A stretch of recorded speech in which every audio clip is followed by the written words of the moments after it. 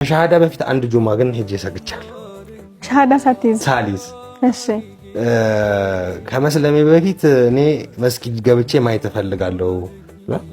ብትሰልምም ባትሰልምም እኮ መስጊድ መግባት ትችላለህ። ብዙ ክርስቲያኖች አይ ቲንክ አንዳንድ ጊዜ እኔም ጭምር ማለት ነው የዛን ሰዓት መስጊድ መግባት እንደማይፈልግ ማንም ሰው መስጊድ ቢመጣ ስለ እስልምና ማወቅ ቢፈልግ ጥምጣማ ያላደረገች አንድ ብትመጣ አትቆጫትም አይደለ? የሴት መስገጃ በር ብትገባ ማንም ሰው አይናገራትም። እና እህቴ ነው የምትባለው። እኔ እንደዛ አድርጌ አይደለም አየው ሙስሊም ካልሆንክ አትገባ ምናምን የሚባል ሐሳብ ነው የነበረኝ። እሺ የምትሄድ ከሆነ ምን ታደርጋለህ? ከጁማ በፊት ሂድና ማታ ላይ ወይም ጠዋት ላይ ገላህን ትታጠባለህ። ከዛ በኋላ ኡዱ አብረን እናደርጋለን። አሳያለሁ። አሳየኝ። ገባን። ዝም ብለህ ኢማሙን ተከተላል። ሰገድኩ፣ ወጣሁ። ከዛ በሶስተኛው ቀን ሰለሙ።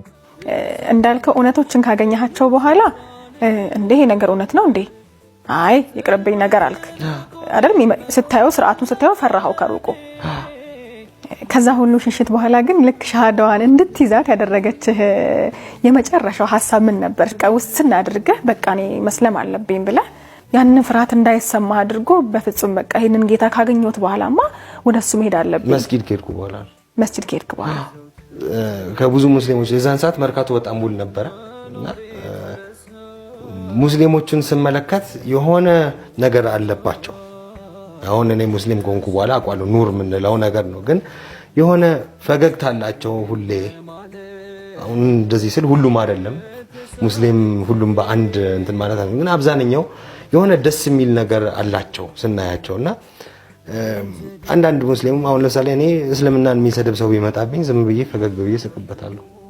እና እቺ ነገር ምንድነች? ሙስሊም እርግጠኛ ስለሆነ ሁሉም ጊዜ ሸክ አለ ብዬሻለሁ። በፊት በነበርኩበት ሸክ ነበር። ለመጀመሪያ ጊዜ በሙሉ ልቤ እርግጠኛ ነኝ ለመጀመሪያ ጊዜ። እና ሙስሊም ላይ ምን አይነበረ የሆነ ሰውዬ እኔ አንድ ማላቀው የሚያውቀው የህይወት ሚስጥር አለ መሰለኝ የሚለው ነገር ሁሉም ጊዜ ነበርና ያ ነገር ውስጥ ገባው ተቀላቀልኩ ብዬ ጥሩ ፒስ ተሰማኝ።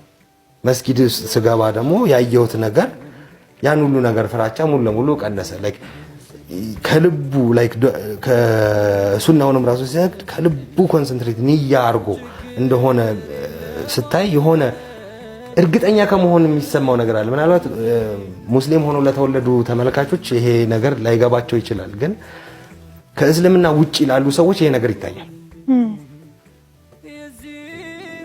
እና በጣም እሱ ነገር የሆነ ልቤን አረጋጋው ልበልሽ። እንደዛ ነው። አንተ ስትሰግድስ ምን ይሰማህ ነበር?